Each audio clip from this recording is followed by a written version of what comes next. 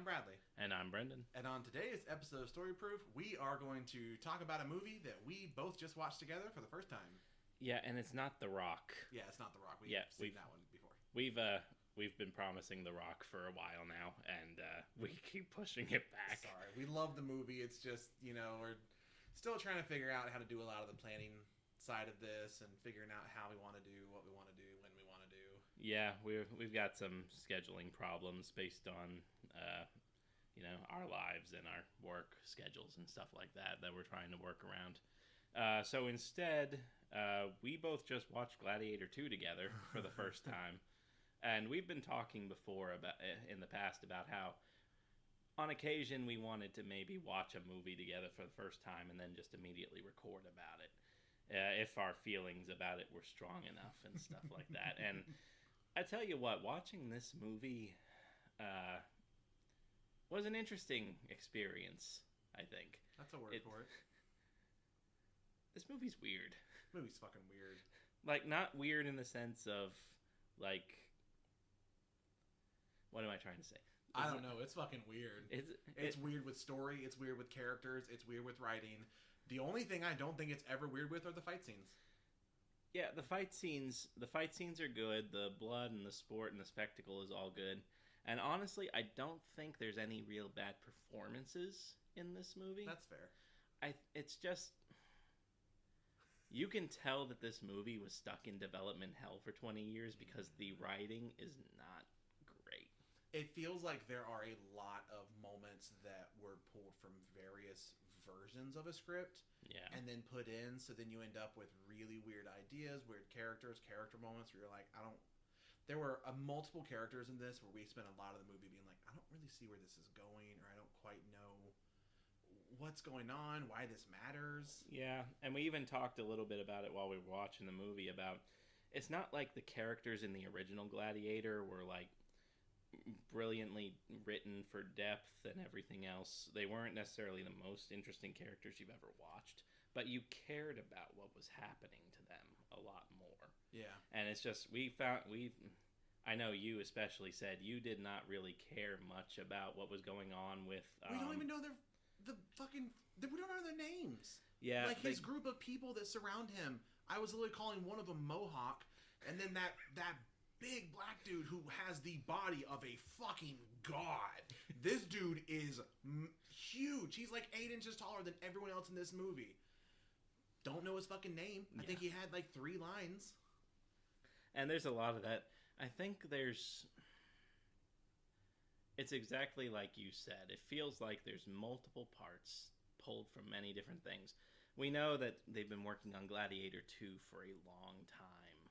Because as far back as like the mid-2000s, right after the original kind of came out and was just a huge success. And I don't know. Yeah, the spectacle in this is good.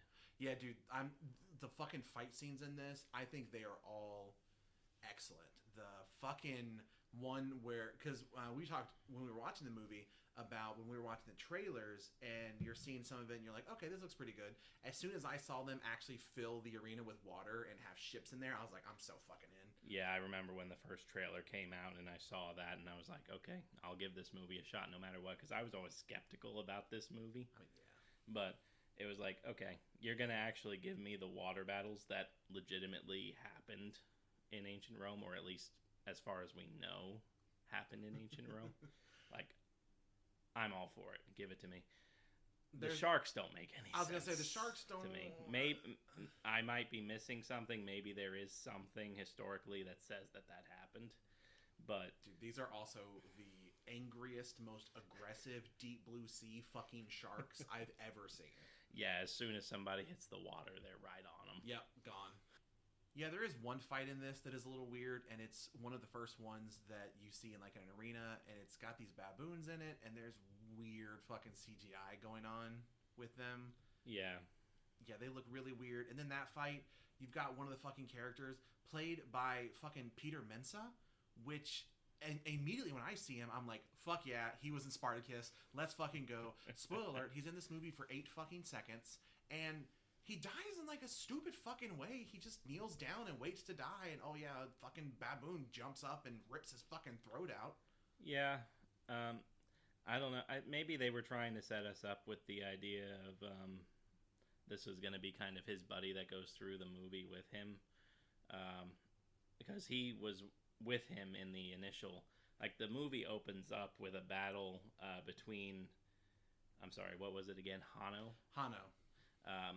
Hano, as we know him through at least the first half of the film, played by Paul Mescal.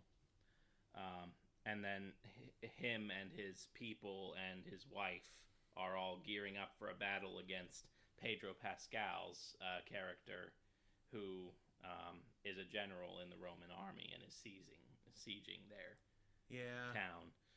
Also, the wife's name is Arishat, and it's just really close in the subtitles to being asshat. And I find that a little funnier than I should. I will say, I mentioned this when we watched the movie. So the Romans come in, they bust down the gate, they come in, blah blah blah. Yeah. Fucking Pedro Pascal's got some big dick energy as a general in this, because he literally has an arrow. There's an arrow that gets fired from asshat, and it. She's not in the movie long enough for me to give her real fucking name. Arishat, Hano's wife. She fires an arrow, hits some dude, and then fucking in the middle of this battle, Pedro looks up at her and just goes, "Kill her!" And like 3 dudes with bows immediately. I'm like, dude, you're running through a battle with just a fucking assassination squad around you. Yeah. And what's weird is like 3 guys aim bows. This is something that I noticed as well at the end. His wife, Arishat, is hit with 1 arrow, and I mean, it is a perfect fucking mid-drift shot, perfect center. His fucking mom gets killed in the exact same way. Arrow, same fucking spot. Yeah. But I just love the middle of the fight. Kill her! Man. Fucking hell yeah, dude. The guy in the middle of the fight is like, fuck that person especially. Yeah. And then boom, kill her. Well, it helps that it's dramatically relevant to the plot, but also it helps to sort of establish that Pedro Pascal's character, whose name I also cannot remember for the life of me. His is Achaeus? Achaeus? Anyway, Pedro Pascal. Yeah, I'm going to call him Pedro. Pedro Pascal, it's helping to set him up as, you know, he's this great general of Rome and everything else. He's basically the Maximus character, quote unquote, in the beginning of the first Gladiator movie, before Commodus takes over everything. Yeah. And so after Hano's wife gets shot by the arrow, he gets knocked out and captured, and they get dragged off, and that's how he becomes a gladiator. When Denzel Washington sees him fight and is like, man, that dude just murdered a baboon with a chain. I want him. Yeah. Yeah, this movie, I will say, it does a little bit of a subversion of expectation in the sense that it smartly assumes you've seen the first movie, which is good because there's only 800 billion fucking callbacks and flashbacks, and oh my god, I think this is way too much relying on the first movie. Just me. But, you know, in the first movie, the guy that buys him is the one that is, like, genuinely kind of, not nice, but he's, I would say, a good character. He was a former gladiator, so he knows everything's going on. And I think coming into this, I spent most of the movie thinking that was going to be Denzel Washington. Fucking spoiler alert, it's fucking not. Yeah, I'll give them credit where credit is due. I had no idea what Denzel's character was going for the majority of the movie. He really was one of those, like, never let him know your next move. I'm like, good. Yeah. I can't fucking follow anything you're doing. At one point in time, they're promoting monkeys, and he's got a fucking dude's head, and he stabs a kid in the ear, and you're like, whatever, man. I'm here for it. Denzel's chewing up some fucking scenery in this movie. I gotta give him that, man. Yeah, Denzel's really having him a time. That's part of the reason he's probably going to be nominated for a Best Supporting Actor Oscar. Yeah, and see, I think he did a really good job. The main character, I just didn't care about him for most of the movie. Yeah. I'm just not that invested in him. I don't really care. His character does a big ass fucking 180, like out of nowhere. Yeah. So the first half of the movie, Paul Mescal's character Hano, and Paul Mescal does a good job of portraying what he's given in this movie. But Hano, his entire motivation, the first half of the movie, as he's getting into the gladiator stuff, and he's been purchased by Denzel Washington, is to get to Pedro Pascal. So I feel so bad that we're calling them by the actor names instead of the character names. But they should have easier to pronounce names. It's not even that they're easy. It's just you don't remember any of them. And dude, I'm telling you, that's what just really fucking got me is recently we were talking about, and we went and saw Twisters. Yeah. Which was the sequel to the original Twister. And I was like, the thing I always fucking remember about the original Twister is like the gang of people. All of the ragtag group of people. I loved all of them. They were very individual and unique characters. And then in Twisters, when I really started to get into it, was kind of in that second half where we had that again. Because in the beginning, it's her surrounded by fucking redcoats or red shirts. Like nameless automaton type people. Yeah. Then when she's with, and that's where I'm like, that's the core. That's what I wanted. In the first Gladiator movie, you've got Jimon Hansu. You've got, I don't know his name, but he's like the other big guy who's like, I served with you before. And you're like, okay, immediately I'm connected to that dude. Speaking of people who have the physique of fucking Greek gods, by the way, fuck that guy. Like, damn. The dude was buff as hell. But you become attached to these people and you get to see them grow. And then, when some of them die, it's sad. I mean, you feel something. Yeah. In this movie, I don't think I gave a shit about anyone except for fucking Ravi, who's just smoking opium and saying funny shit the whole movie. And I'm like, fuck yeah, that's my dude right there. Other than that, it's Mohawk and giant buff guy whose names you don't fucking know. Yeah. And it's hard to be invested. They bring back a few legacy characters. Fucking spoiler alert, one of them doesn't do shit, and they both die within 10 seconds of each other. They cast the goddamn Hound in this movie. Motherfucker has 3 lines and gets up to a fight and then is like, nah, I'm good. What the fuck you mean you're good? I want to see you going Blackwater on these motherfuckers and splitting people in half. Give the people... Sorry. Man, that was a long fucking tirade. It's just there's so many things where I'm just like, fucking wasted opportunity. These movies were... This did not come out a year or two after the original. To bring back these fucking original actors and characters, fucking let them do something. Yeah. So... I went through all of that and you're like, let's get back to the story. So Hano is going through all of this stuff, and eventually he gets brought to Rome.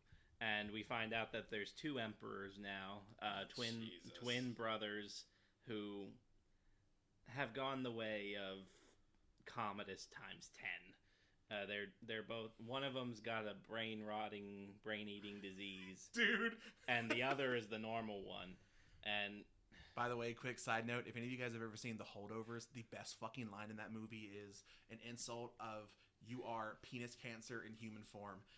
That is one of our favorite fucking quotes now. Great fucking movie. When he said something at one point in time, he talks to the younger brother and he's like, your sickness or your rot has spread from your loins up to your head. I was like, oh my God, does he actually have penis cancer?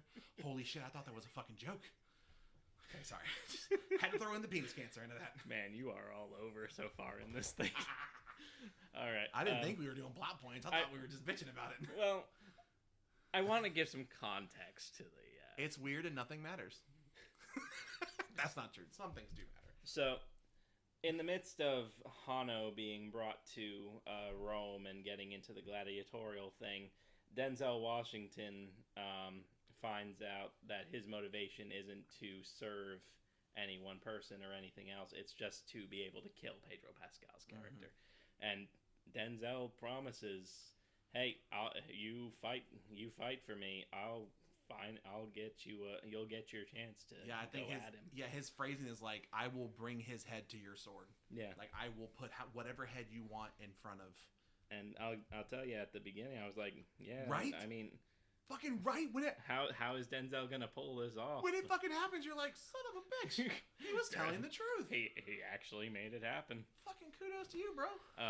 And at this point, you find out that Pedro Pascal's character, the general, is actually married to Lucilla, the sister of Commodus, and the daughter of Marcus Aurelius from the original, the first of the legacy characters we see, played by Connie Nielsen.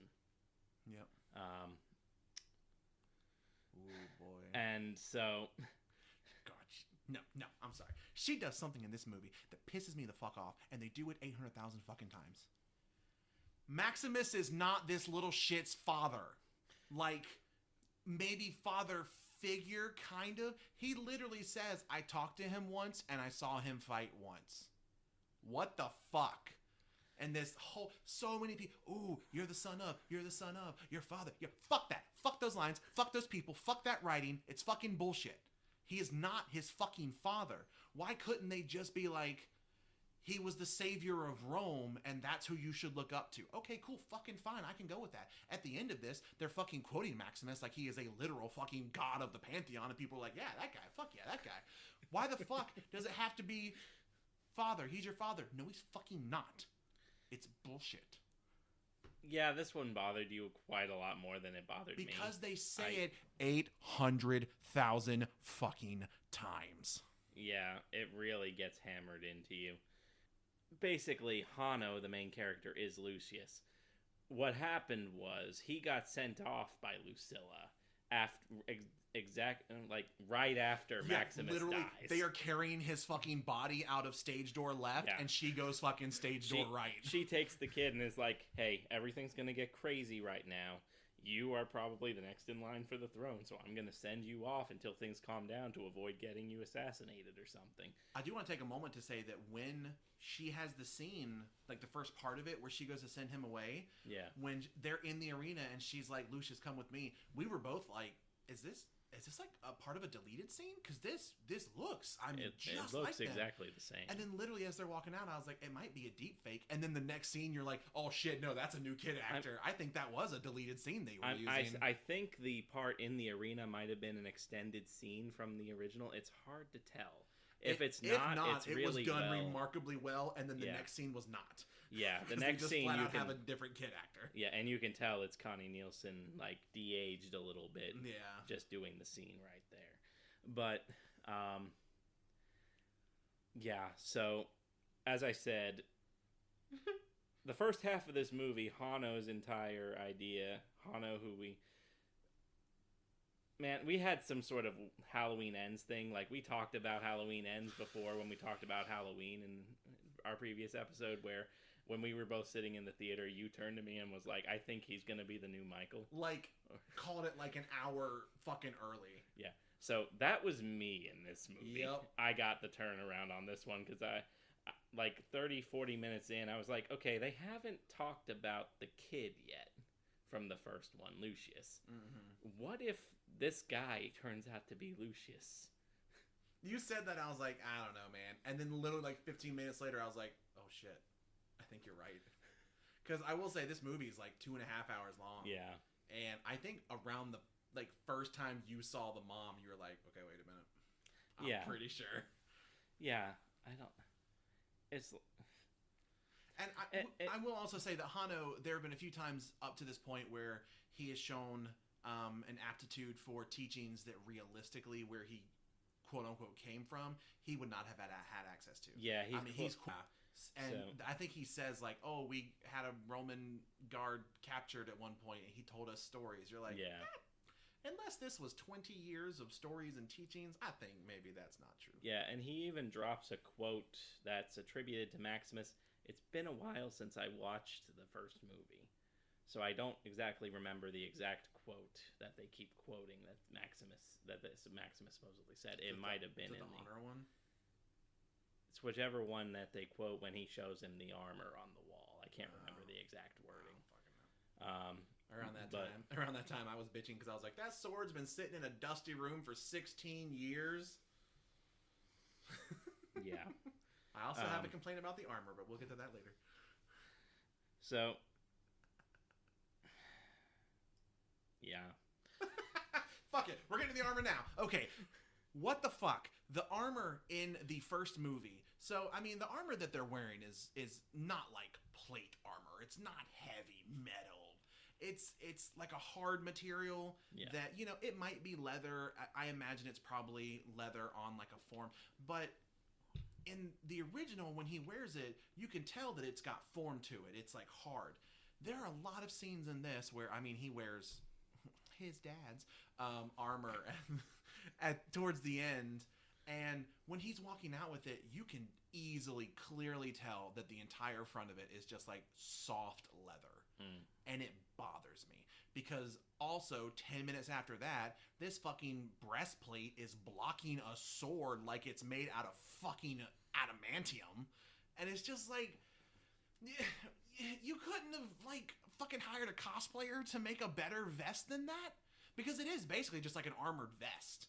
And I'm just like, it especially hits me when he walks out in it, into the arena, into the light, and you're like, that just doesn't look good. And I am not one to say shit about outfits, but it was like noticeably bad. It was just like, it kills me. I remember you being like, well, they ran out of budget. I was like, motherfucker, they had CGI sharks. They could have put some budget into the fucking armor. Yeah, I don't know. And see, his armor there looks really, man, when the two armies show up at the end, their armor looks fucking incredible.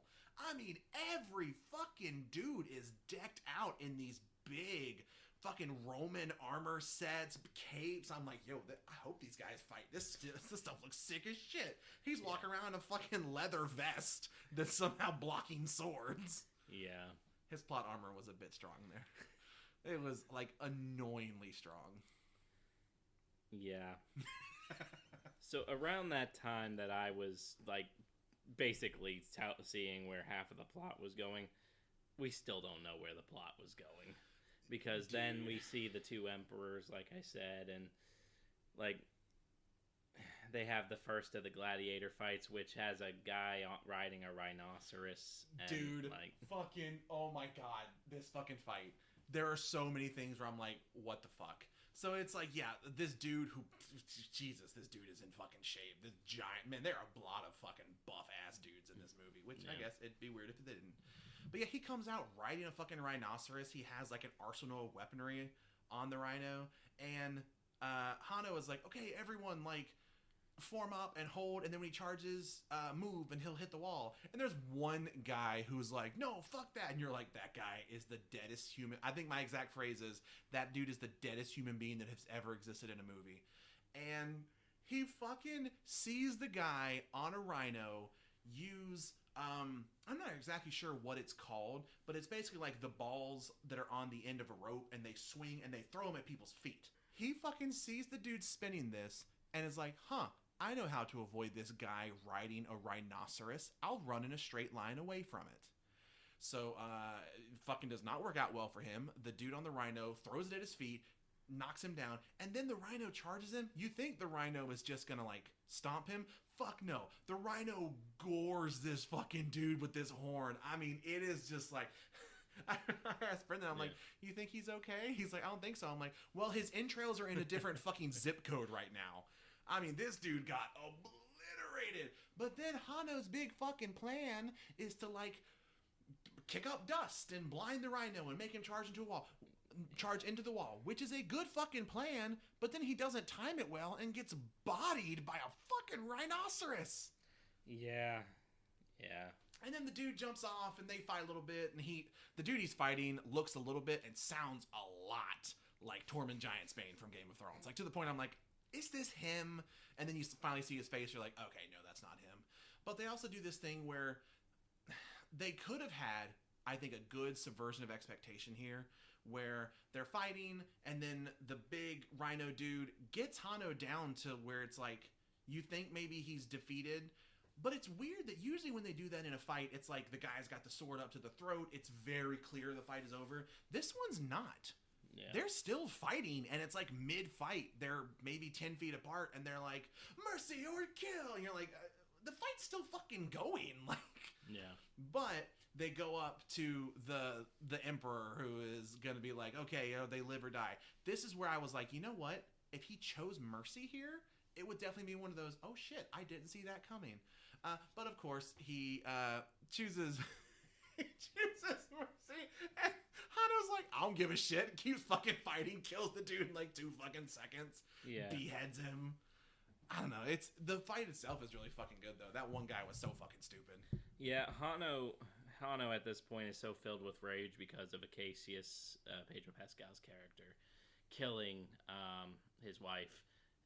What's her name? You're gonna call her asshat, aren't you? That's all you can think of because that's what I've said. Arishot. There we go. So and he doesn't believe at all in the Roman system. He hates the Romans. At this point, you don't know that he's Lucius yet. Well, you did. Well, I had an inkling, but so he's talking about the corruption of Rome and how he doesn't need feel the mercy of Rome because he doesn't recognize the authority or whatever. All in the midst of this, we also find out, like I said, that Acacius is married to Lucilla, and they are plotting with Gracchus, who's the other legacy character returning from. He gets all the first lines in this movie. The first movie. They decide that the emperors are crazy, that they're not doing what Marcus Aurelius wanted for Rome, so they're going to overthrow the emperor and bring in the Rome that Marcus Aurelius and Maximus dreamed of. Mm-hmm. So they, along with Senator Thrax, all hatch a plot to bring Acacius's army in to take over and defeat the Praetorian army and the Praetorian Guard. So that's yet another subplot that we're already adding into the mix on this thing. Yeah. And I'm totally okay with subplots. It's just that there's so many and it makes it so dense. Yeah. In this. I also wanted to say that when they bring out Pedro Pascal to like talk to the people in the arena, he comes out in just the sexiest fucking white general armor. I'm like, damn, that looks so fucking cool. It is like almost night and day above everything you see up until the 2 armies show up at the end. You're like, well, damn, there's the costume budget right there. Yeah. Dude, it looks so fucking cool. He's brought out and he addresses the crowd and he talks to Honor because these games have been called in his honor because he had the big victory against Hano's people and he's got this triumphant return to Rome. Again, he's also planning with Lucilla and all these others to overthrow everything. In the meantime, Senator Thrax is a degenerate gambler. What? No. So yeah. He and Denzel Washington's character are just going like double for nothing on all these gladiatorial fights. And eventually, after the last gladiatorial fight we find out that he's like 10,000 of the currency in debt to. So basically now the senator has lost his home to Denzel Washington. And so Denzel Washington is like, you work for me now. Yeah. So. And he says, I want the truth in payment. And then he tells him about the plot. And then he moves to... But before that, though, we do find out that Pedro Pascal is going to go free Hano, despite Hano trying to murder him and wanting to kill him and wanting him dead. Did I mention he did not want him to live? So he's literally like, great, now I have to go save my fucking kind of stepson. Yeah, this because Lucilla, during the gladiatorial fight, has this realization that this might be Lucius. That Hano might be Lucius. And it's because of some of his mannerisms. She sees him bend down in the dirt and pick up the dirt, and it reminds her of is it because Maximus. He is literally fucking going copy-paste from what the character did in the first movie? Oh my god. Yes. So they're having all these flashbacks and everything else going on. Is this where the flashbacks start, where we first see, like, bits of Maximus in there, or is that later when they first do... all over the place, dude. Yeah. So they become so constant, it is genuinely hard to keep track of. Yeah. So she goes down one night into the crypts to like talk to Lucius, and they have this conversation where she's like, "Hey, are you my son?" And Lucius is like, yes, I am, but I don't really want to admit it because I feel like you're kind of dead to me. Yes, he is literally like, fuck you, fuck Rome, fuck every aspect of every single thing of your entire fucking existence, and 2 minutes later, he's like, Rome must live. And you're like, what the fuck happened? It's dumb. You're laughing because it's true. It's so fucking stupid. Well, so he yells at her and is like, if your son were here, then he would want you to know that he made it without you and he didn't need you and all this stuff. Because he's filled with the rage of being abandoned by his mother when he was a child. No. So then at this point, that's when Lucilla and Acacius hatch the plot. After that is when we meet Ravi, the true main character and hero of this movie. He is a physician who works with the gladiators. He befriends, I guess we're calling him Lucius now, shows him the memorial to Maximus with the rusty ass fucking sword, and smokes a lot of fucking drugs and just kind of has a good time. Okay, yes, then it goes to the story plot. Sorry. Yeah, so this is where you find out that the gladiators who die in combat and are like celebrated and beloved, they get buried in the sort of crypt / barracks where the gladiators are always kept. So you see this.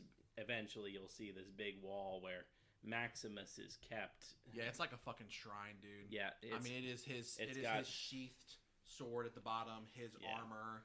I think the wooden swords of freedom on the side, his name. I mean, it's fucking cool.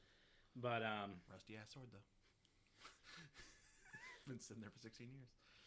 But yes, this is where Hanno is getting patched up. Hanno, Lucius, whatever you want to call him. We're calling him Lucius for now. Is being patched up by Ravi, and they're having a little bit of a philosophical discussion.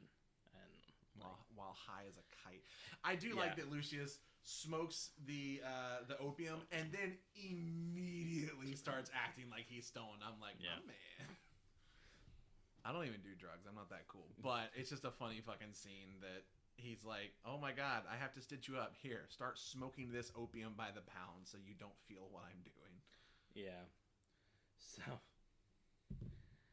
So this is where Lucilla and Acacius hatch the plot to rescue Lucius from the gladiatorial pits. Yeah, and it's fucking annoying because Pedro's character is literally saying we need to wait. The army's a few days away. And she's like, he might die before then. Like, oh, I'm sorry. This fucking child you abandoned for his entire... Oh my god, this child you discovered 8 seconds ago? Oh my god. The plan is in place. And she says, no, fuck the plan. Spoiler alert, it does not go well for them. And then you find out that Thrix has lost his house and everything to Denzel. This is where Denzel finds out about the plot. And Denzel goes to... I like how every other character you're trying to use their name, but for him, you're just like Denzel. It's Denzel. Denzel goes to the emperors about the plot, and they arrest Acacius, and they arrest Lucilla. And they kill all of Pedro's men that went with him. Yeah, because Pedro, Acacius, is going into the barracks that night to get Hanno / Lucius out. And it does not go well. We get a random shot of Rory McCann kind of showing up here, and it's like they zoom in on his face just enough to show, okay, this guy's here, so maybe he's going to be important later. Dude, fucking right. Because I was asking you, I'm like, is that the guy from the first movie? Because there's a fairly prominent member of the guard in the first movie that when the Emperor and Maximus are fighting at the end, he's like, sword, give me your sword. And he's like, sheath your swords. It's like that guy, the head of like the Praetorian Guard. Yeah. I will say that Rory McCann looks a lot fucking like him in this. Yeah. But it took me a while to realize who he was because it's literally just like a random shot of this dude in armor over there. You're like, okay, whatever.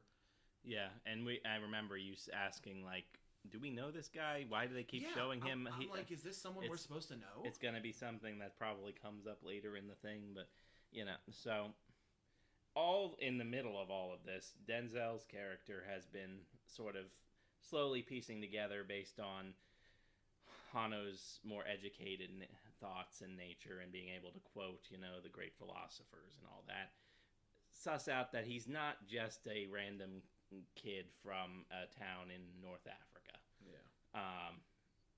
That he's got education and all that. So slowly piecing it together between him and Lucilla, he basically finds out but doesn't find out that he is actually Lucius. Yeah. And that's another motivating factor for him to, like, at this point, you still don't know what Denzel's playing at. Dude, like, seriously, it's not for probably another 30 minutes where you're finally like, I see it now. I still didn't see it. Once he went to comfort the other brother, is when I was like, I'm starting to see it. Yeah, and then once he walks into the Senate room with the head, you're like, okay, gotcha. Yeah. So he springs the plot. They capture Lucilla and Acacius and charge them with treason, and they want to go ahead and just, like, they want to execute him immediately and crucify her. Yeah. And so Macrinus, which is Denzel's character. Thank you. We're just gonna call him Denzel. Macrinus, Denzel, hatches this little plot and starts whispering in the ears of the emperors and tells them, Acacius needs to be seen for the traitor that he is. He can't just be crucified. I mean, he can't just be executed. This needs to be a spectacle. Yeah. The people need to see that he's a traitor. Otherwise, he might become a martyr. Basically. Yeah, because seriously, these people were cheering for him 2 days ago. Yeah, he's Rome's most beloved hero. Yeah. At this point. So they agree, and they send him out into the arena. I will say this did not go the way I thought it was going to go at first, because you're like, okay, cool, he and Lucius are going to fight. Yeah. He goes out, and there are 4 Praetorian guards out there, and you're like, are they going to supervise the fight? And then, nope, sure shit, they draw their swords. And then you realize, oh, this scene is here so you can see that Pedro Pascal is still got that big dick energy, because he murders the shit out of these 4 guys. Yeah, I'm not sure if they're actually guards or if they're, like, members of the army that he commanded. I think they're soldiers, or something. Honestly. Because he gives them, like, the salute, and they, like, recognize him, and they give him a little, like, bit of respect or something like that before they start fighting. And yeah, Pedro just goes to town and kills. There is one fucking move that he does in this that is one of those blink and you miss it things. It is so fucking cool. I don't know if I would do it because it's dropping to the ground. But you see people like dodge attacks and whatnot. He sees a sword coming at him while he's got his sword in another guy. Yeah. And he like slips his feet out from under him and just drops down to the ground to then hold his sword as the other guy runs towards it. You're like, what the fuck? Dude, it is so fucking cool. I mean, this dude fucks, man. This is a good fucking fight. But it's just to show you what he's capable of. Yeah, and then immediately they send Hanno/Lucius. You got to pick a name. Stop doing this half and half crap. He's not Hanno anymore. Fine. At this point, we know he's Lucius, so we're going to call him Lucius. All right. So Lucius comes just charging out of the... Dude, he does. Like, I really thought he was not going to stop sprinting until he was up to him. Yeah, he's just powering up the stairs into the arena, and he just does not stop. Acacius even tries to be like, hey, Lucius, stop, we're going to do... And he's just going to town on him. They have a pretty good fight. Yeah. But I will say, it is pretty fucking clear that Pedro is a better fighter. Yeah. I mean, it is fucking clear. He's holding back and still fucking putting this little kid in his place. Yeah. He's holding back because he's trying not to kill him, because he's like, hey, listen, I'm trying to save you. I'm trying to rescue you. I'm, with your mother. So, Yeah. Technically, I'm your stepdaddy. So, so eventually it comes to a stalemate because Pedro... I can't remember. Does Pedro break his sword, or does he just throw it down? No, Pedro gets to a point where he has a weapon in each hand, and he drops them, and he drops to his knees. Yeah, and he holds up his hand because that's a sign of surrender. Oh my god, we haven't even talked about Matt Lucas yet. Oh, Matt Lucas is the fucking announcer in this, which when he first showed up, I was like, is that Matt Lucas? Because this dude is covered in 35 pounds of painted makeup. Yeah. And Matt Lucas is very bald, if you weren't aware of that. So I was like, is that him? And then he opens his mouth, you're like, okay, that's Matt Lucas. Yeah. But it's so funny when Pedro raises his hand, Matt Lucas is like, he's raised his hand! And I'm just like, We all know that. We're looking at the same. And then he's like, that means he wishes to surrender. I'm like, okay, you could have just said that. You didn't have to. Like, that's like a bad sports announcer. Yeah. And so then the one emperor, Geta, who's played by Joseph Quinn, and is the more sane of the two brothers. Sure. I mean, yes, but he does this whole show of like calling down the wisdom and the will of the gods into him, because in Rome the emperor is like the mouth of the gods, basically. But of course, this is all predetermined. He's going to say, hey, you got to kill this guy. And instead of killing him at this point now, This is where his character starts to go kind of off the rails. Yeah. Because he's been so laser focused on this one thing. He gets the one thing and then he's like, nah, I'm good. So what it is, at this point he's been shown Maximus's armor, and he's basically been told that Maximus was his father. Fucking bullshit. And it's that moment that somehow just turns everything a complete 180, because Lucius at this point has Acacius at his mercy. He's sitting there waiting to die, basically, so that he can preserve Lucius's life for Lucilla. Yay. And sorry. And sorry. And he just drops to the ground himself. Lucius just drops to the ground himself, refuses to kill him. And I don't hate that move at this point. I hate how we get to it. Yeah. But I don't hate the move. I like that story-wise, that he's kind of moved past that. There needed to be progression between. There needed to be more. We went from point A to point F and skipped fucking everything in between. Yeah. It's literally, he finds out that he's Maximus's son, and he does a complete 180. So, then... Dude, the most... Hawkeye goddamn archers in all of fucking Rome. Yeah, the fucking little short emperor starts screaming, kill him, kill him, kill him. All these fucking archers that have basically had they've had their bows drawn, pointed at the fucking audience to like keep them in check. Yeah. They fucking turn around and they turn him into him being Pedro's character, into a fucking human pincushion. Not a single arrow misses. Yeah. I call fucking hacks on that. That's some bullshit. Well, the Praetorian Guard are supposed to be the best. Nah. Fucking no. Some of them get killed by random fucking people pushing them over, okay? Look, they are what the plot demands them to be. Fucking Hawkeye, seriously, like 40 of them. Because I'm serious, this dude, there has to be 20 fucking arrows in him. Not a single miss shot. There is a nice little moment, I think, that when he falls over, the arrows, some of them break where he lands. That's just a nice little attention to detail thing. That's one of those things that sometimes that you don't see, and I'm like, that bothers me a little bit. Yeah, I like that too. I caught that. But then this is where it starts to go kind of crazy mode, because when the Emperor has now given the command to... Really, he says, the one Emperor says, I'm channeling the will of the gods. Yeah. At this point, Lucius is supposed to be the instrument of the gods, and he has just chosen to not kill Homeboy. Yeah. But then the other emperor says, no, kill him. They just killed the hero, whom the people at this point think, the gods did not move this. This was you. Yeah. So they start fucking rioting. Fucking Lucius starts riling them up, being like, is this really the Rome? If they're willing to sacrifice their fucking hero like this, what are they going to do to you? Yeah. And holy shit, these are the fucking riot gangs from here on out for the rest of this movie. And so this is where Macrinus starts to like really play the puppeteer in this whole thing. The riots are happening out in Rome, and so the one brother, who's the more crazy one, Caracalla,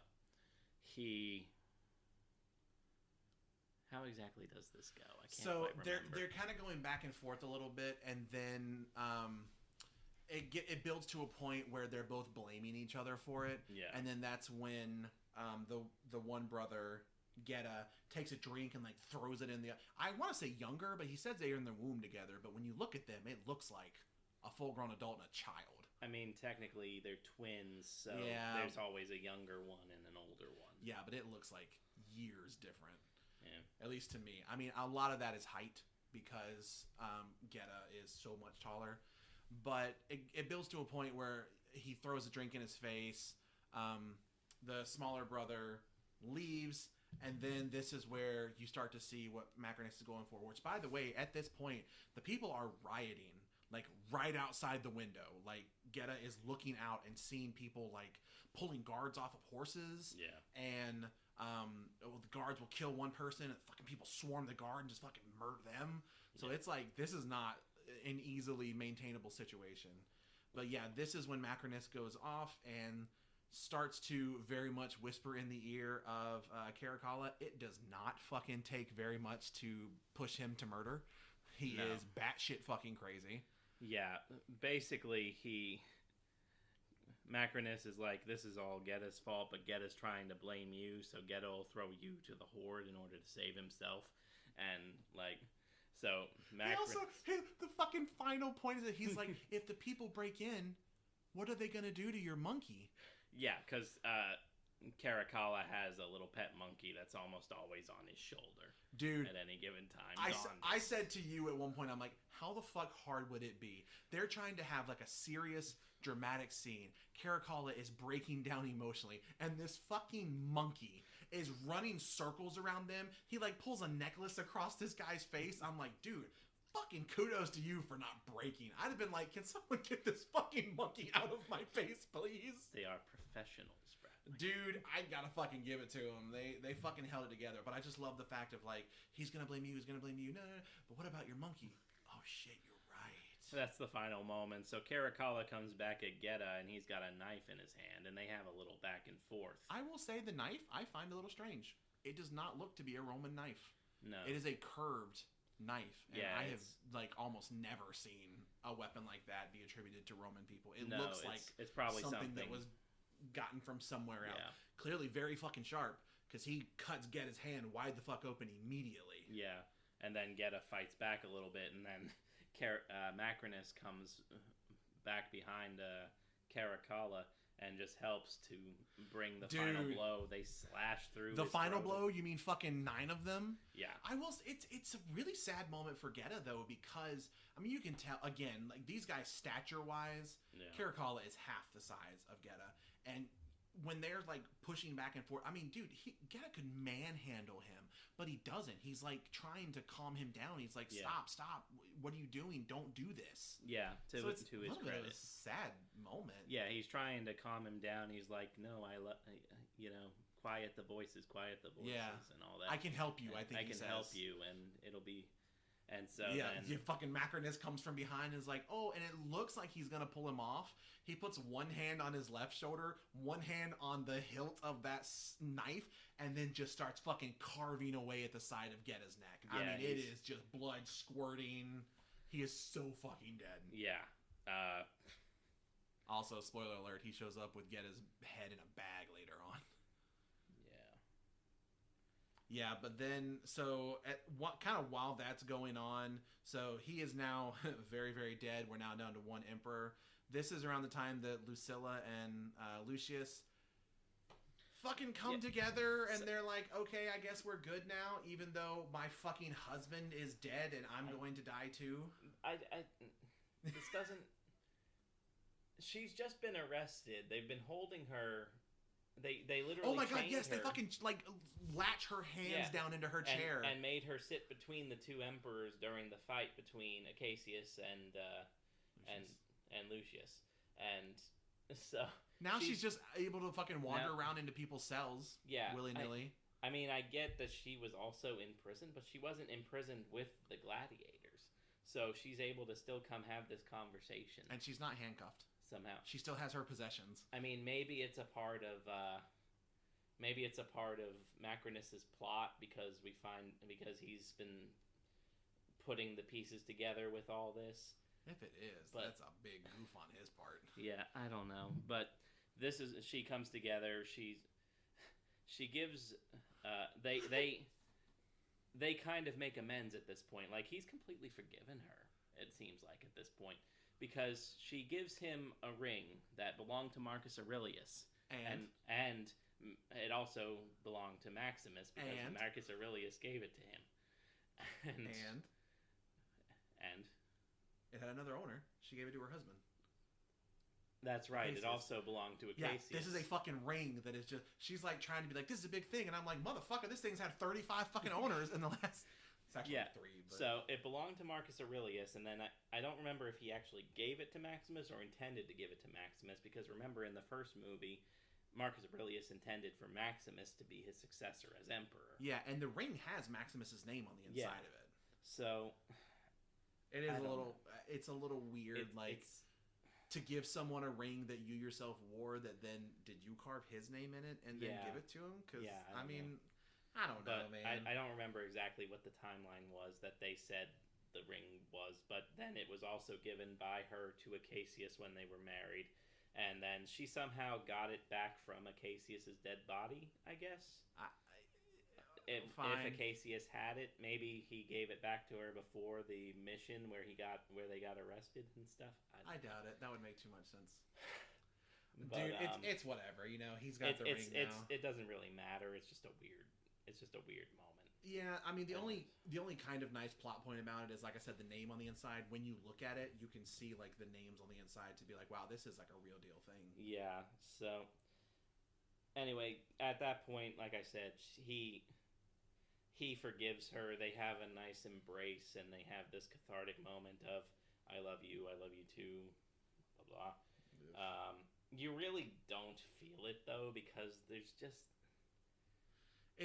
it's just too sudden, and I don't care. I'm not really invested in these characters at this point. Yeah, it doesn't even feel like they're the same.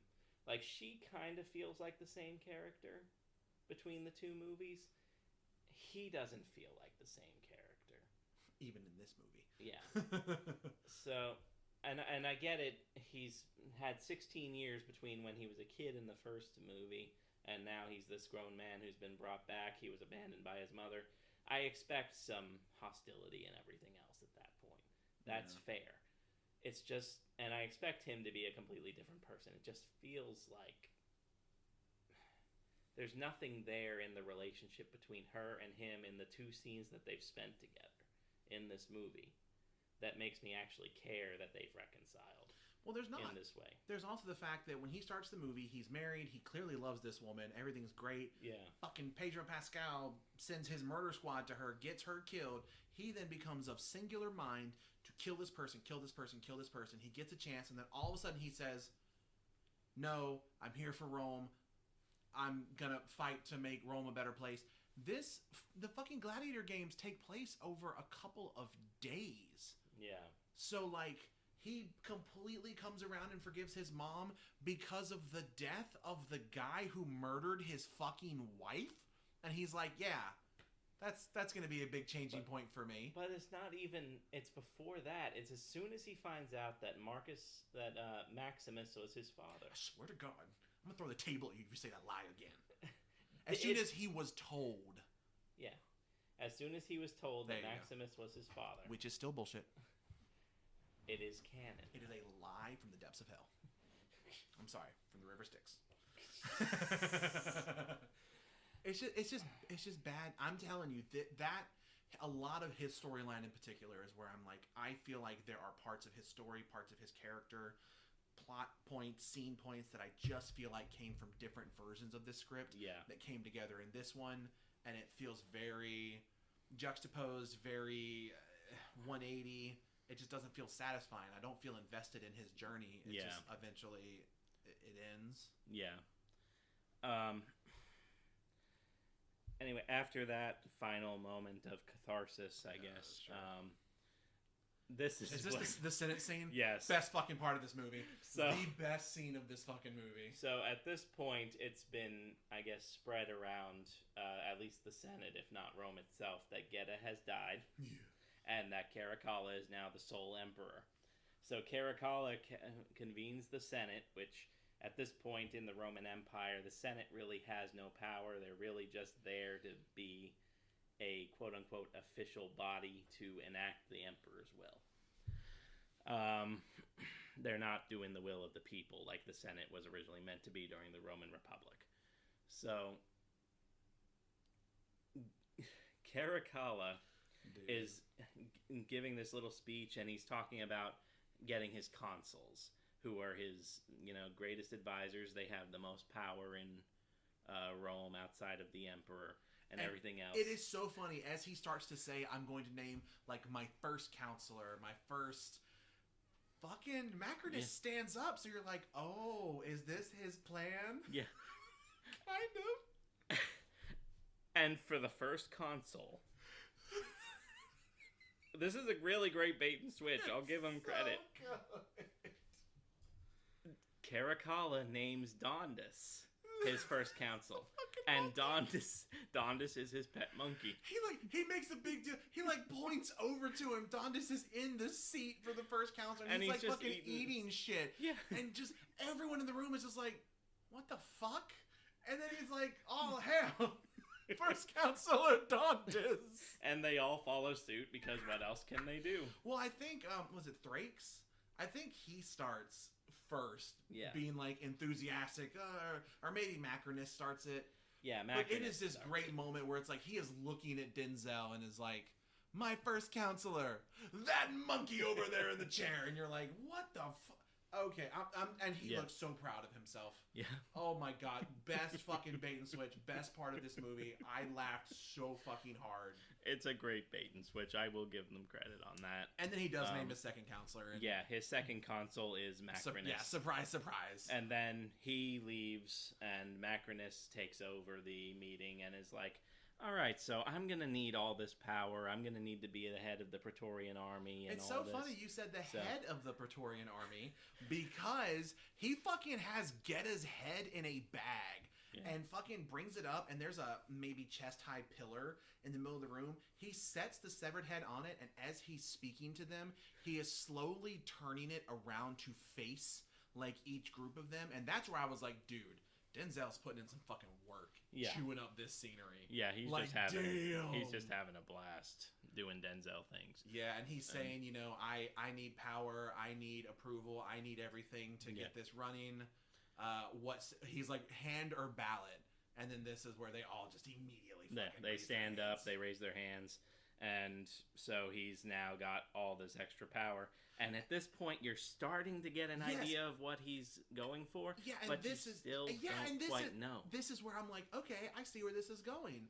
And then, maybe 2 minutes later, you're like, oh fuck, there's more to this. Yeah, because the next scene is him talking to Lucilla, and you get all of this backstory dump. Fucking, it's not bad information, but I even said to you when we were watching, I'm like, it came way too fucking late. Yeah. That shit pisses me off. I'm a big musical person. Dear Evan Hansen is always what I fucking think of, that you have a big song that adds so much depth to the main character, and it is the next to last song of the show. Yeah. That's way too fucking late to have that.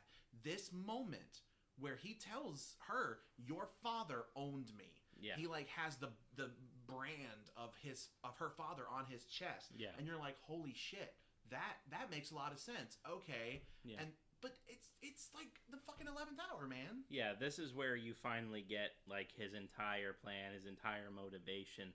This entire time he's been telling Lucius that the idea of the better Rome, the idea that Marcus Aurelius espoused and believed in, how Rome should be good for the people, not just everybody else. That's all a lie. Yep. It can't be that. It's too corrupt. And I think he even says your father's it was a dream. Yeah. Your father's idea of Rome was a dream. My idea of Rome is the truth. Yeah. It's very convoluted. He talks about I don't quite remember the line because we did just see it, but there's something about the best way to defeat an enemy is to become the opposite of what they were. Yeah. So he talks about how your father wanted Rome to be this, well, I became the opposite, and I'm now doing this. Yeah. So you're like, okay. But between this scene and I think the next scene with him, you find out that he's going to have Lucilla killed in the arena. Yeah. Coliseum, another big death, the last one incited a riot. Yeah. So he has a hope that her death, and then he's going to have Lucius there as well, being her one defender against all these Praetorian guards. So of course he's going to fucking die. Yeah. So he's hoping that that's going to trigger another riot, and then at that point he's like, well, the only way to subdue the people is to get rid of the person who set all this in motion, which at this point is going to be Caracalla. Yeah. So there's the moment. I don't know. It's just, I guess just a senator that he's talking to, where the look on his face, good fucking face acting, where Denzel tells him the plan of like, well, we'll just have to kill the emperor to get the people back in line. And the look on that dude's face, he's like, fuck, that's a good plan. Yeah. Like, there's so much respect on his face of like, damn, okay. Yeah, I see the game you're playing. Okay. Game recognized game. Yeah. That is the art of politics, he says. Or he says something about how that's true politics. Yeah. Right there. So, yeah, the plan is to have Lucilla publicly put on trial, and they're going to give her the one defender, which is Lucius.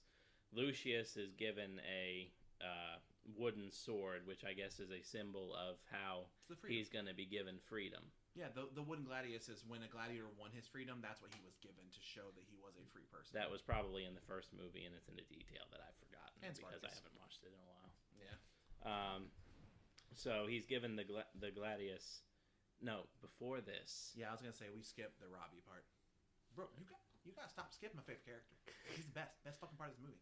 There's also a scene where Lucius and Ravi have a nice little heart-to-heart. They talk to each other while he's in his cell. He gives Ravi the ring that his mom gave him and then tells him about the army that's waiting. You need to bring them into the city. He tells him who he really is, that I'm a prince of Rome. And Ravi's like, can I trust you? It's a nice little moment between the two of them. So Ravi's going to go, and before he leaves, he's like, Ravi, I need your keys. You're like, okay, cool. Foreshadowing. Got it. Yeah. So then Ravi goes to the leader of the 5,000 men that were going to storm in and take over. Yeah, shows him the ring, convinces him of what he's doing. So they're coming into the city now. So there's, the 5,000 men coming into the city. And then we start going towards the big final scene. And you're like, I wonder how that key is going to come into play. I will say this is a moment where I really misread what one of the characters is going to do. There's a guy that's been kind of like the trainer type for the gladiators up to this point. And there have been a lot of moments where he kind of like bitches at Lucius, and then Lucius will like smart back something. And then he kind of grins, and you're like, oh, okay, they've kind of like got a bit of a mentorship thing here. He's hard on him, but he fucking, I thought he was going to be like a sacrificial, take an arrow for Lucius or something. Fuck no. Lucius murders him so fucking fast. Yeah. So he makes the trainer guy is the one who gives him the wooden gladius. He says, this is your freedom, but you have to make it out of this alive to get it, which he's fucking not going to. Yeah. But Lucius gets out, grabs the gladius, and fucking like knocks the dude down, stabs him in the fucking throat with it, and is like, wooden or steel, it's still got a point. And then all the fucking doors bust open, all the gladiators come out and just start a fucking takeover. It's a full-on like Spartacus revolt of the gladiators. And the reason he needed the keys was because he unlocked all the doors. It's a good moment where you're like, oh shit, that's what it's for. Yeah. And it is a nice moment where you get to see all these unnamed fucking people that we recognize, like Mohawk and Giant Guy. We get to see all of them, and they are with him. They're all ready to go. He's giving a speech that you're like, okay, whatever. At this point, he's gone to actually get the armor. This is yes, he's wearing his soft leather armor. Yeah, he's gotten Maximus's armor and his 16-year-old rusted gladius. I will say, it's not actually rusted, but I'm like, this fucking sword has been sitting in a dusty-ass room and the sword also breaks later on, so I fucking called that. So he's got the armor on. He gives a big speech about how we're going to win the day, create a new Rome and all that, because now he's fully on the save and create a new Rome train, as we said. I can roll with it. It is what it is. But he tells them all to kind of just wait there for a second because he's gonna go play the game a little bit. Does he actually say that? No, because I thought they were gonna like. He's basically like with me, and you're like yeah, and then he walks out by himself, and you're like what the fuck? I don't remember exactly how it happened. I just kind of assumed that the plan was for them to wait until. Because he was kind of playing the game. I mean, yeah, but I still was just, it was just great. Like, he like holds up the sword, they all cheer, and then he walks out by himself. I'm like, man, they abandoned his ass fast. Yeah, so. Yeah, dude, they have his fucking mom on this giant thing. It's almost like a giant ship mast on a big ass buggy. It almost looks like a parade float.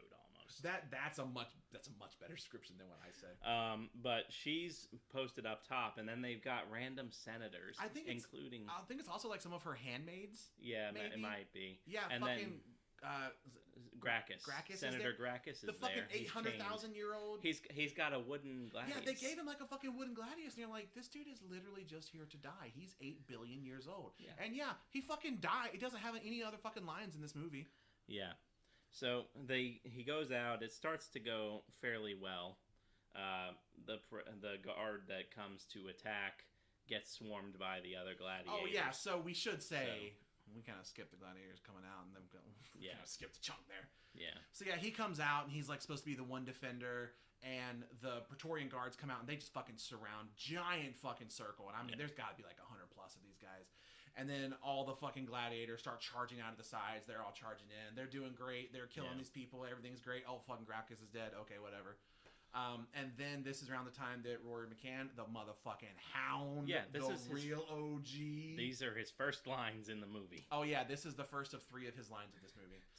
So he goes to Denzel to Macrinus because remember he's now the head of the entire Praetorian army, and he tells him, "Oh, we've got reports that the army of Acacius is approaching the gates."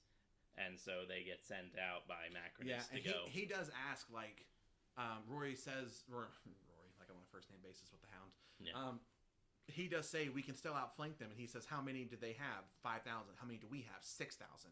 So you're immediately like, oh shit, this is not going to be like 20,000 versus 5. Yeah. So he says, stop them at the gate, is what he says. Yeah.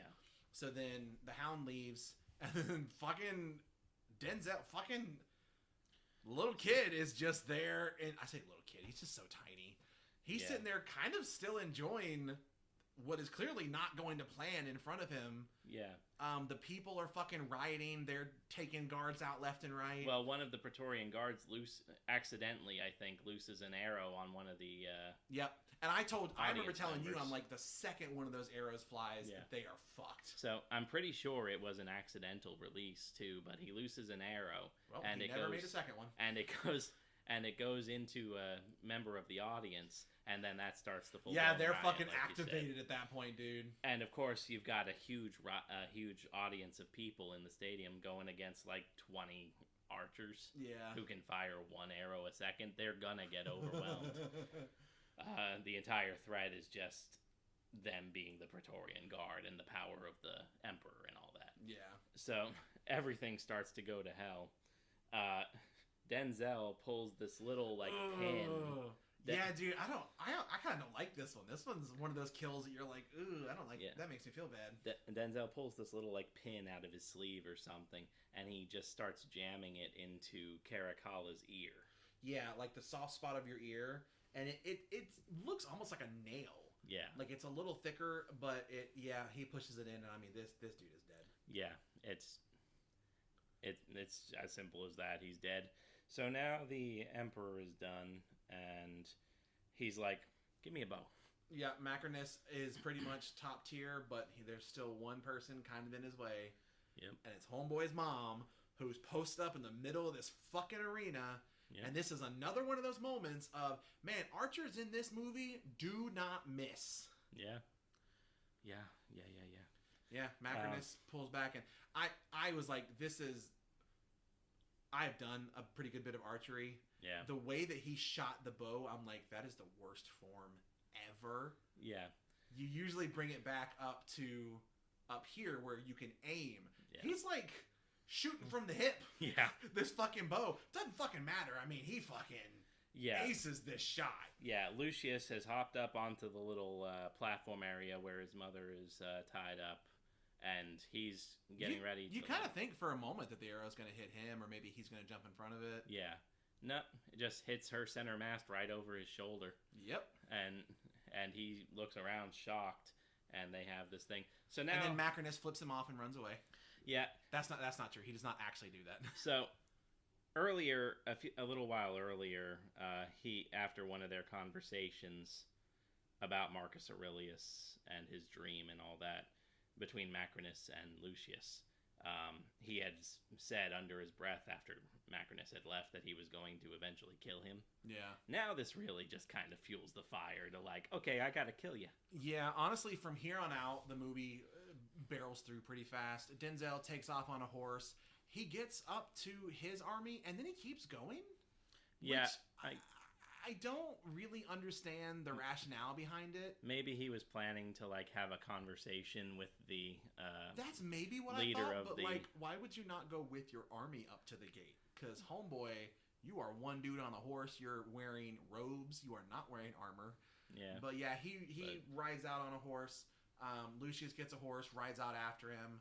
They have their big confrontation, and it is interesting because we had the fight with Pedro where we got to see this is a general in his...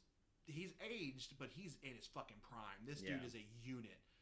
Macrinus is not that, but Macrinus is fucking smart, and he plays dirty. Yeah. And you can tell even immediately that he is a surprising amount of threat for Lucius. Yeah. But, you know, plot armor. When he's in the river...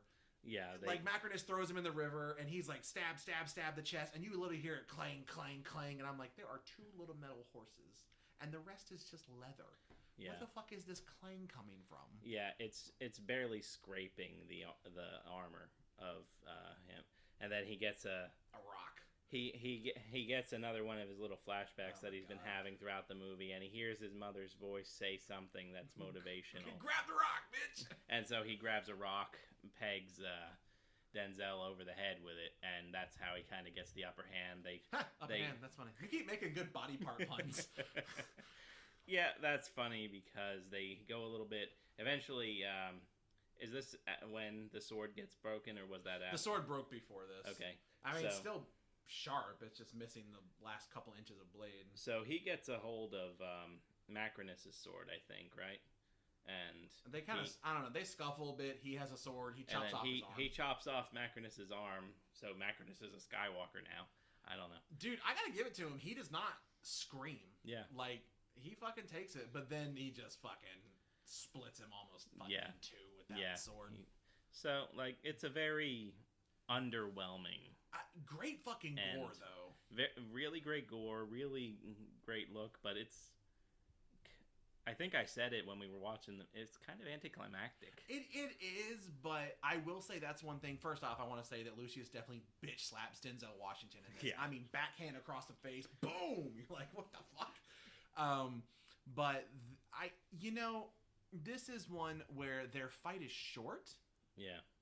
But I'm kind of okay with it. If you've got someone that is like top of their game, one I always fucking think of is John Wick. At the end of John Wick has just murdered 800,000 fucking people and assassins and henchmen. Yeah. And then he's fighting just the older Russian guy who's just like a guy. And all of a sudden they're having a fist fight and they're kind of on even territory. You're like, okay, wait a minute. What the fuck? Yeah. This fight, it is very clear between Denzel and between Lucius that there is a skill difference, but because Macrinus is still smart enough, he can stay in the fight. So I say smart enough. He's playing dirty. He's like throwing sand and ashes and shit in homeboy's face. The fight doesn't get off to a good start because Lucius just fucking chickens the horse into fucking horses into each other. Yeah. But I think if this had been a long, protracted fight, it really would be like, this dude's a fucking, in his prime, Gladiator, probably in his 20s, 30s, and Denzel's kind of up there. Yeah, let me be clear. I have no problem with how short the fight is because of that reason. It's just plot-wise and story-wise, it feels very anticlimactic. He chops his arm off and then basically disembowels him. Yeah, it still feels anticlimactic to me. I think it's a cool shot as well that Denzel, he's got the blood coming from his gut, and he sinks down into the water. He doesn't like fall into it. Yeah. So he's like making eye contact with Lucius as he's like sliding back into the water. I'm like, that's a good kind of creepy shot. Yeah. In the meantime, both armies are just kind of sitting there watching and chilling. Again, they look so fucking good. They look great, but they're both just sitting there watching these two go. And I mean, Rory McCann, one of the Praetorians was going to start charging to like help to help Macrinus out. Yep.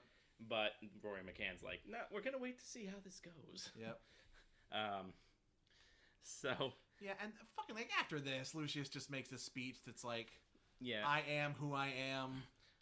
I'm going to make the same speech we've heard 800 times about Rome can be for all of us. Yeah. And then, like, Rory McCann gets his third line of going, I! And everyone's like, woo, yeah. He asks if both armies can support this attempt at a new vision of Rome where it's for the people and everything else. And they're like, yeah! And everything's resolved so easily and tightly and lovely. They didn't have the budget for... That's not true. I looked up the budget. Fuck that. They had the budget for whatever the fuck they wanted. So then... I mean, he just goes back into the arena at that point, right? It's also fucking weird because Okay, so he goes up into the arena. The fucking parade float is still up there. He goes up to the wheel of it. His mother's no longer there, either. I don't fucking know, man. Nobody else is there. It is later in the day. It is later in the day, so somebody probably cleared them off. But there are no bodies there. Yeah, it's just... There should be a lot of bodies there. Yeah. But it is weird that he goes up to... He touches the blood on the wheel, and I think he even says mother. And then he turns around and sees some random other blood stain and walks towards that, and I'm like, okay, what the fuck? Who is that? Your mom died on the float. You just rubbed the blood on the wheel and said, Mom... Who the fuck spot are you walking? Oh no, Praetorian Guard number 14. No. No, it's because he had a flashback to Maximus, because Maximus would have left a blood stain there. So he goes over to the blood stain, he kneels down, he grabs a handful of sand, and he tries to commune. I think he says like, Father, speak to me. Yeah, Father, speak to me. There's one of these great Ridley Scott shots where everything is kind of just bright and saturated, and everything's kind of moving in slow and fast motion behind him and everything else. It's a very, very much a Ridley Scott shot. If you see it, you'll know what I'm talking about. Yeah. And then you get the final shot of the film, which is I couldn't tell if it was exactly the same shot that they would use in the original Gladiator. I don't remember the ring. Yeah. But it could have been there. It's very prominent, noticeable now because we know the ring had significance. Yeah, but it's the shot that from the original where when Maximus would have his flashbacks about his family, he's walking through the wheat field and he's got his hand over the wheat and it's blowing in the wind. Yeah, and you see that and you see the ring. He doesn't say anything. Yeah, and then that's just that's it. That's the movie. This is one of those where it doesn't feel like the story ends. The movie just stops. Yeah. It's a little like we literally just looked at each other and was like, was that fucking it? Was that how it ends? I was very nervous when he walked in the arena that he was going to turn around and catch an arrow. Yeah, I was waiting for somebody to like shoot him last minute because I was certain that he was going to meet a Maximus death the same way as that. I guess he's kind of maybe the Emperor now. Supposedly Ridley Scott's working on a third movie at this point. Yeah, but you had said that it depends on how well this one did. This movie did not do badly. It made like $400+ million, but the fucking thing cost $300 million to make. And I'm pretty sure that reported budget does not include the advertising budget as well. I think that's how it works. I'm not sure. The one I saw had a net and gross. Okay. So the net was like $210 million, I think, and then the gross was 300+. But I mean, I think the general rule of thumb is 2.5 to 3 times your budget. But the audience reception to the movie has not been bad. No, it's hit like a 72 on Rotten Tomatoes, I think is what I saw earlier, and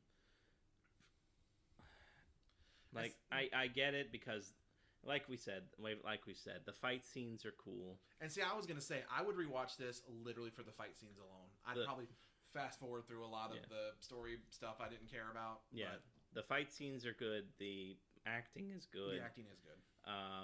The fucking monkey. Oh my god. When he... Oh my god. I lost my shit. That was so fucking funny. Man, talk about shit I did not expect.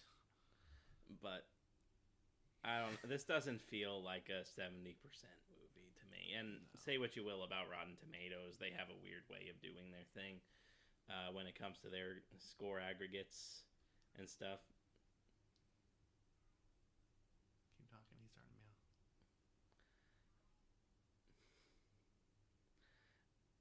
I don't know. I don't like Rotten Tomato scores. I go by audience scores. Yeah, I mean, I liked it fine. I wouldn't put it that high. Yeah, I'm not chomping at the bit to see it again. Maybe I'll catch it again at some point if it's on like TV and there's nothing else on. I'm not gonna go out of my way to watch it. And I would for the first one. Yeah. Yeah, I thoroughly enjoy the first one. I don't watch it like super regularly, but I've watched it probably 10 plus times. Oh yeah, I've watched that one a ton. It never gets old. I will say for this movie being 2 hours and 40 minutes, I didn't feel like it was like long. Yeah, I felt like there was enough going on. It had 800,000 subplots. Yeah. But I felt like there was enough going on that once we got into it, once we got maybe 20 minutes into it, it pretty much didn't stop until it just ended. But hey man, if you like it, I completely understand why. Yeah. Again, there are parts of it that I thoroughly enjoy.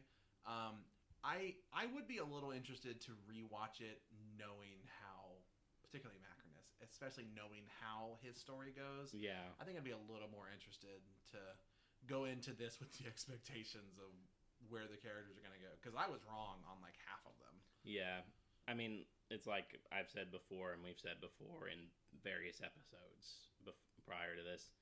People like what they like. Yeah. And people don't like what they don't like. There are people who will dislike this movie, and there's many people who love this movie.